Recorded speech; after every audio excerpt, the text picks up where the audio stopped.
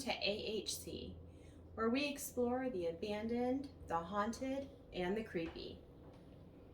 Henry, why are you wearing an angel costume? Well, I was thinking about spirituality.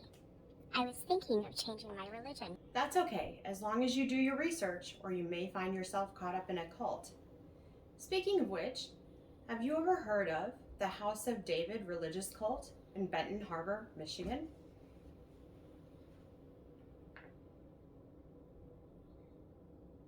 The House of David was founded in 1903 by husband and wife Benjamin and Mary Purnell. At its peak in 1910, the religious cult had nearly 1,000 followers. Purnell created the sect based on very strict guidelines in order to achieve salvation. Members could not partake in libations or tobacco products. They couldn't cut their hair, own property, or eat meat. Additionally, they had to practice abstinence. Yes, even in the confines of marriage and for matters of procreation. During its heyday, the House of David compound created an amusement park, zoo with running train rides, and even a beer garden. Yes, even though the members could not consume alcohol, that didn't mean that they couldn't profit from it. These events were open to the public and were widely trafficked. Till this day, many grandparents will reflect on memories of their first date at one of these venues.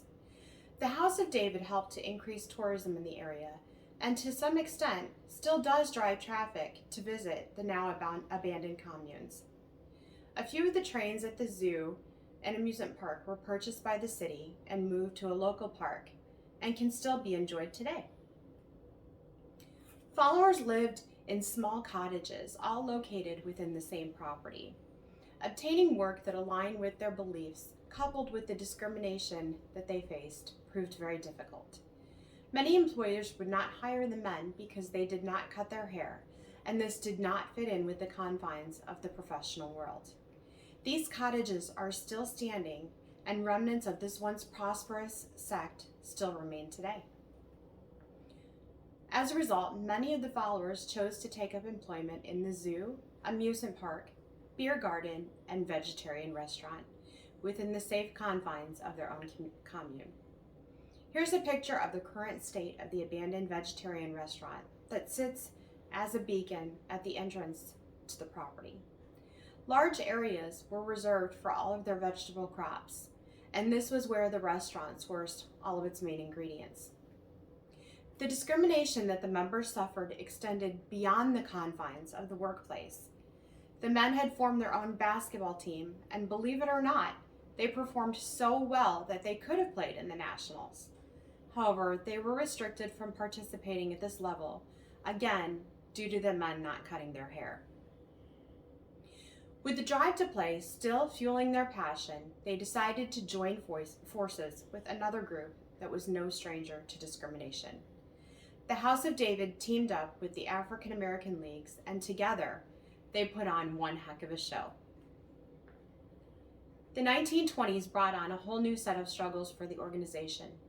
During this period, over a dozen juvenile girls came forth with allegations of sexual misconduct from the leader of the cult, Benjamin Purnell.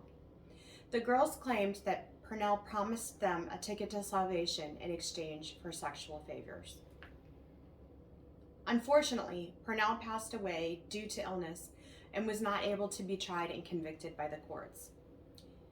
Can you imagine your religious leader violating one of the main religious laws that he himself had established and made you obey?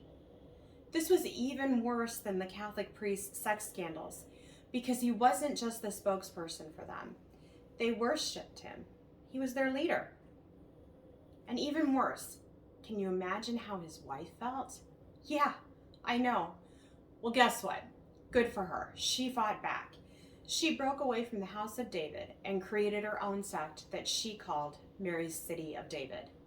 She was actually able to convert most of the remaining followers. As a consolation prize, Mary took ownership of the hotel located in downtown Benton Harbor. This historical building was built in 1922 and is still standing and quite structurally sound. The massive gray concrete blocks were made by the colony and contained hematite chips to ensure the building was fireproofed. The building is filled with constructional abnormalities, such as a closet that exits onto a hallway, abnormally proportioned hallways and staircases, and guest hotel room windows gazing into hallways, I guess for the enjoyment of all the people watchers out there. Many jokes still abound about disorganized structure, indicating that the building was not designed by an actual architect. After obtaining possession of the property, Mary began reconstruction, and the hotel was officially opened in 1931 and remained so for nearly 40 years until ownership exchanged hands.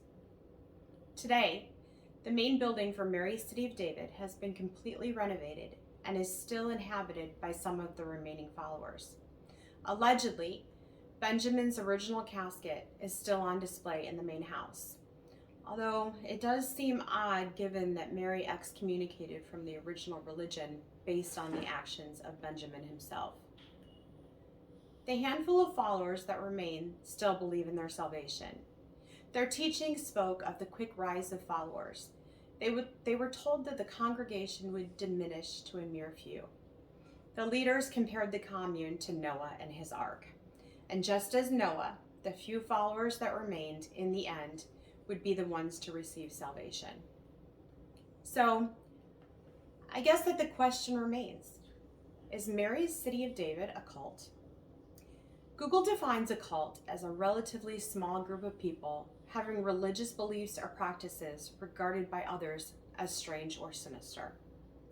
I don't know that I would say that this organization is sinister. To me, Mary's City of David doesn't seem much different than any other religion out there. Methodists think that it's odd for Catholics to worship statues, while Lutherans question Catholics' practice of confession. Ultimately, new religions were formed when believers excommunicated because they did not agree with certain beliefs of the church. Actually, most religions have common threads in which they're based. Me, well, I'm in the mindset of the fact that I believe that everyone needs something to believe in and some guiding principles to live by. Ultimately, in the world today, which principles are stronger and which we are guided by? The law or salvation? In my eyes, I'm going with the one that will carry me through the afterlife. After all, if you don't have something to believe in, then what is the point of life? Or more importantly, the afterlife. Now that's not to say that Purnell should be excused for his unsavory behavior. He was a deceitful, minuscule piece of crap on the bottom of your shoe. But the followers were good, fun-loving people who have forever left a mark on the city of Benton Harbor, even decades after most of the followers have left the belief. They had good hearts, strove to live a pure life, and to give back to their community. Next time you're in the area, be sure to check out the remains of the once thriving compound. And if you're interested in more facts surrounding this mysterious organization, or for information about potential membership, you can visit their informational website at cityofdavid.org. Ultimately, I don't know. I don't have an answer. You be the judge. Tell us your thoughts in the comments below. Until next time, stay safe, and remember, our greatest fears are born from the ambiguous realms of the unknown. Below.